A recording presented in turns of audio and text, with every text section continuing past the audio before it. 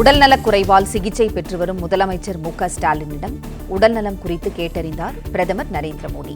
தொலைபேசி வாயிலாக முதலமைச்சரை தொடர்பு கொண்டு நலம் விசாரித்தார் பிரதமர் நரேந்திர மோடி. மக்களவை எதிர்க்கட்சித் தலைவர் ராகுல் காந்தி, நடிகர் ரஜினிகாந்த் உள்ளிட்டோரும் முதலமைச்சரிடம் நலம் விசாரித்தனர். உடல்நலக் குறைவால் சிகிச்சை பெற்று வரும் முதலமைச்சர் மு.க.ஸ்டாலினிடம் உடல்நலம் குறித்து கேட்டறிந்தார் பிரதமர் நரேந்திர மோடி. செய்தியாளர் முனாஃப் இணைப்பில் இருக்கிறார். முனாஃப், வணக்கம். முதலமைச்சரின் உடல்நலம் பற்றி கேட்டறிந்தார் பிரதமர், விவரங்களை சொல்லுங்க. தமிழக முதலமைச்சர் மு.க.ஸ்டாலின் உடல்நல குறைவால் இன்று காலை கிரீன் சாலையில் உள்ள அப்போலோ மருத்துவமனையில் அனுமதிக்கப்பட்டிருக்கிறார்.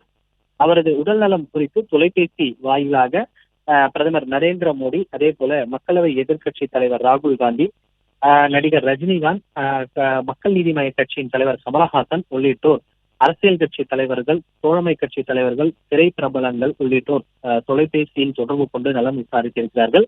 அதில் மிக முக்கியமாக மாலை நேரத்தில் பிரதமர் நரேந்திர மோடி தமிழக முதலமைச்சர் மு.க.ஸ்டாலின் அவருக்கு தொடர்பு கொண்டு அவரது உடல்நிலை குறித்து விசாரித்திருக்கிறார். தொடர்ந்து மருத்துவமனை தரப்பில் 2 அறிக்கைகள் கொடுக்கப்பட்டிருக்கிறது. 2வது அறிக்கை தற்போது வெளியிடப்பட்டிருக்கிறது.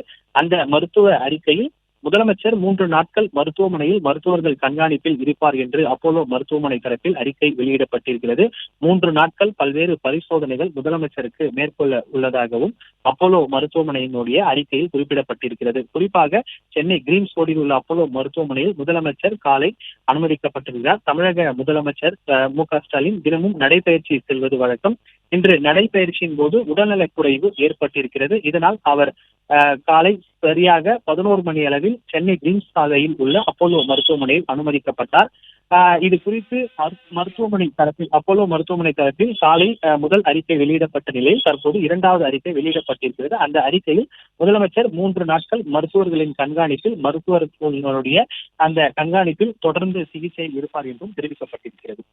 பிளே ஸ்டோர் மற்றும் ஆப் ஸ்டோரில் இருந்து பாலிமர் செயலியை QR கோடு மூலம் பதிவிறக்கம் செய்யுங்கள்.